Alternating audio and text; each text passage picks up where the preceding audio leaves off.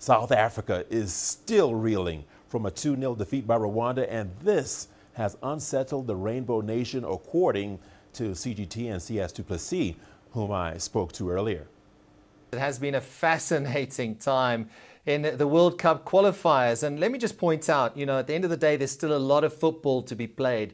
So just when the supporters of Comores are getting excited about them playing at the World Cup, let's not get too ahead of ourselves just yet. Even though their win over Ghana was fantastic, and surprisingly, it wasn't the first time. They've actually beaten the Black Stars of Ghana at an Africa Cup of Nations. So that was one of the standout results. I think Rwanda beating South Africa at what can only be described as a swamp because it was a waterlogged pitch. They needed scuba gear, if I could put it that way. But a surprise 2-0 result there. Hugo Bruce, the Bafana Bafana national coach, has not been happy, but he admits that there's work to be done. And I think Nigeria coming from a goal down to Zimbabwe is not so much a surprise result. I think Zimbabwe have a very good team, and playing in Zimbabwe, the Super Eagles have got their work cut out going forward, especially in that tough group where they're languishing a little bit. But once again, there's a lot of football to be played. And let's not forget, the Super Eagles have not lost a World Cup qualifier in 46 games.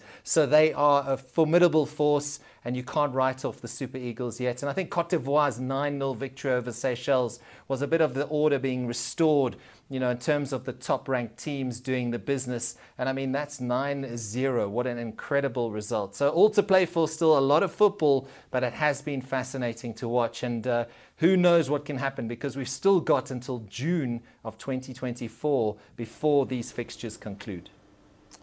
And Ghana's campaign for a spot in the 2026 FIFA World Cup competition has begun on a poor start. The Black Stars of Ghana's hopes of qualifying suffered a setback after they lost 1-0 away to Comores. Now, despite a winning tie against Madagascar, doubts are emerging about the World Cup's finalists' ambitions to qualify for the 2026 edition. Nabil Ahmed Rofai reports from Accra.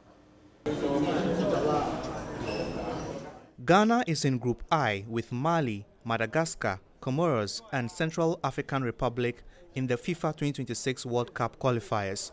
The Black Stars kicked off their qualifying rounds with a 1-0 win against Madagascar and then lost to Comoros in their second game by a lone goal. Football analysts say Ghana's campaign leaves much to be desired. If you watch the Black Stars players, there's no desire, there's no passion. They seem very passive. Even when they are dribble pass, they don't track back. There's no energy in it. You can see clearly there's a lack of motivation. I think there's a basic problem which we are not privy to. Then on the coach's side, I think sometimes his selection of players on certain game days is quite problematic. Ghana's football has been on a steady decline since the national team made it to the quarterfinals of the 2010 World Cup in South Africa. In the 2022 Football World Cup in Qatar, Ghana failed to get out of the group stages. Football fans are uncertain about Ghana's chances of booking a spot at the 2026 World Cup. I don't think they can even impress us. They can't. Seeing from what they play, they don't play as a unit. It's like they don't know what they are doing. You see, the midfield is disorganized. I expect us to qualify, and to qualify, we need to take some bold decisions. Yeah, that's what I know.